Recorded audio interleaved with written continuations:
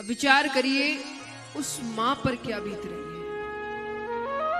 आज किसी माता के बच्चे की तबीयत ही थोड़ी ज्यादा खराब हो जाए तो उसकी क्या हालत हो जाती है।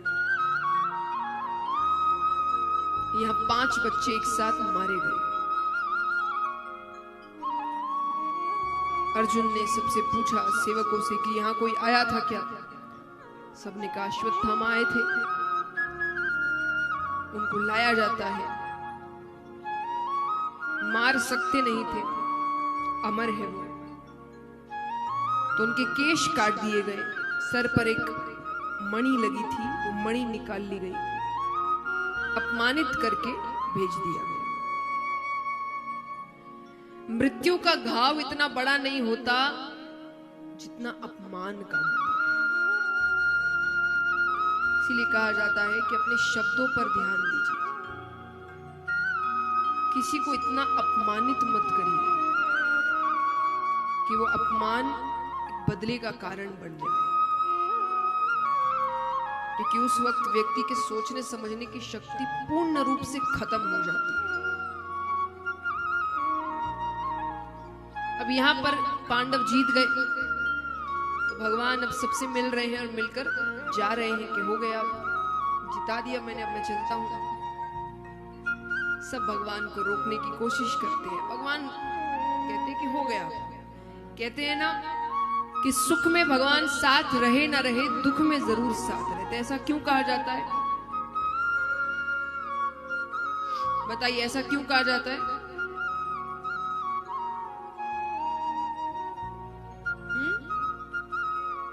क्योंकि सुख में हम उनको याद ही नहीं करते। दुख में सबको बड़ी भगवान की याद आती है, भगवान का नाम जब शुरू हो जाता है, लेकिन सुख आए तो कोई उनको याद नहीं करता। सिर्फ अपने में लगे रहते, अपने उत्सव में लगे रहते, अपने परिवार में लगे रहते। भगवान की याद किसी को नहीं आती। तो भगवान कहते जब याद ही नहीं करेंगे तो आकर करूंगा क्या?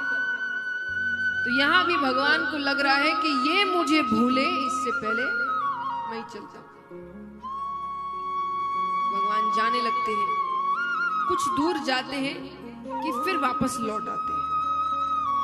लौट आए तो अब सब कहने लगे कि मेरे लिए आए हैं। कुंती बुआ कहे मेरे लिए आए हैं, युधिष्ठिर कहे मेरे लिए आए हैं, अर्जुन कहे पूरी दुनिया जानती है मुझसे कितना प्यार करते हैं, मेरे लिए आए हैं, द्रौपदी कहे मेरे लिए आए। भगवान कहते मैं किसी के लिए नहीं आया,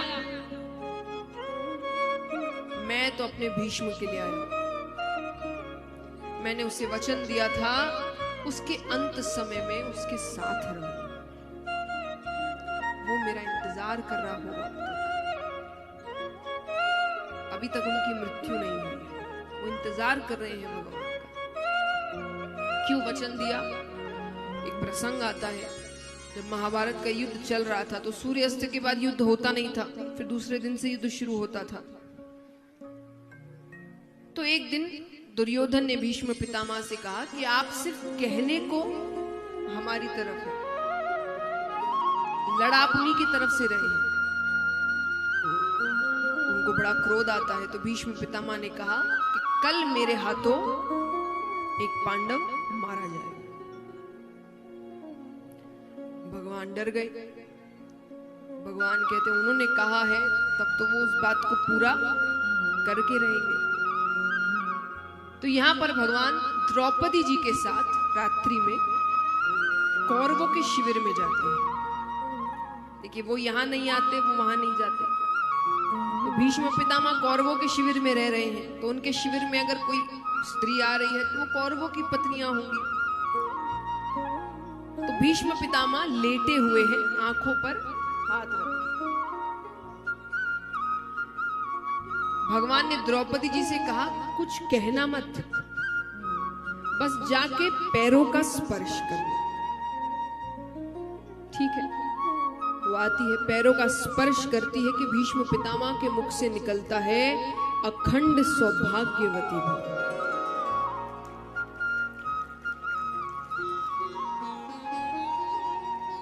पर फिर तुरंत हाथ हटाते हैं, देखते सामने द्रौपदी जी बैठी है।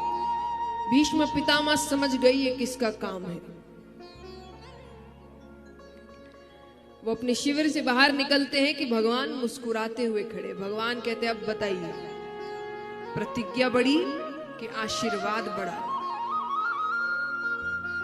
भीष्म पितामह कहते हैं प्रतिज्ञा तो तब बड़ी जब मैं जीवित रहूंगा।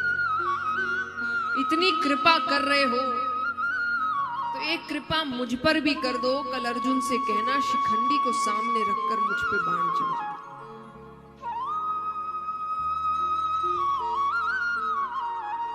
भगवान कहते ठीक है, पर भीष्म पितामह कहते हैं कि मैंने बहुत गलत भी किया पर बहुत सही भी किया है। एक बात मेरी मानोगे? भगवान कहते जरूर। तो बोले मेरे अंत समय में वचन दो तुम मेरे पास रहो। तब भगवान ने उनको वचन दिया था कि आपके अंत समय में मैं आपके पास रहूंगा। हमें भी यही मांगना।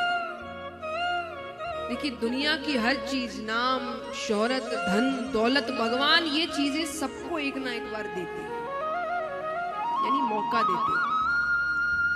आप मौके का सदुपयोग करिए। हर किसी के जीवन में ये चीजें आ सकती है। हम मौके का सही सदुपयोग करते नहीं, वरना ये ऐसी चीजें जो भगवान हर किसी को एक ना एक बार दस्तक तो करते हैं कि तुम भी कर सकते हो। बस एक ऐसी चीज है जो भगवान हर किसी को नहीं देते, वो है अंत समय में किसके दर्शन हो। अधिकतरों को तो यम ही लेने आते हैं। शायद वो बिरले ही कोई होते हैं जिनको भगवान लेने आते हैं। हमें भी भगवान से यही मांगना है कि यहां देख लेंगे जो होना है। जी रहे हैं जिंदगी, जी रहे हैं कि नहीं, अपने आप कर ही रहे कुछ ना कुछ इधर उधर। एक ऐसी चीज है जो हमारे हाथ की नहीं है, तो इस चीज के लिए भगवान से मांगना है जो भीष्म पितामह ने मांगा। क्या? भगवान चाहिए। भगवान यहाँ फिर पर जो भी है समय उनके जाने का है, तो भगवान जाते हैं। यहाँ पर अश्वत्थामा मौके का इंतजार कर रहे थे कि कब उनको मौका मिले। तो अभिमन्यु की पत्नी उत्तरा, उसके गर्भ में पांडवों का आखिरी अंश पल रहा है, तो उन्होंने उसके गर्भ पर ही अश्वत्थामा ने ब्रह्मास्त्र चला दिया। वो रोते रोते राजा के पास नहीं गई, पांडवों के पास नहीं गई। वो रोते रोते किसके पास गई? श्री कृष्ण के पास। उसे इतना भरोसा, वो कहे जब पांडवों की रक्षा की तो मेरी क्यों नहीं, द्रौपदी की तो मेरी क्यों नहीं। और जैसा मैंने कल बताया था कि भगवान की कमजोरी क्या है, भगवान भक्त को रोते हुए नहीं देख सकते। कोई सच्चे मन से रो दे तो भगवान सब भूल जाते हैं। वो रोते हुए भगवान को पुकारती है, तो भगवान उत्तरा के गर्भ में जाते हैं। वहां एक सुरक्षा चक्र बनाते हैं। छोटे से राजा परीक्षित बैठे। सोचिए उस बच्चे ने पहले दर्शन ही भगवान के किए।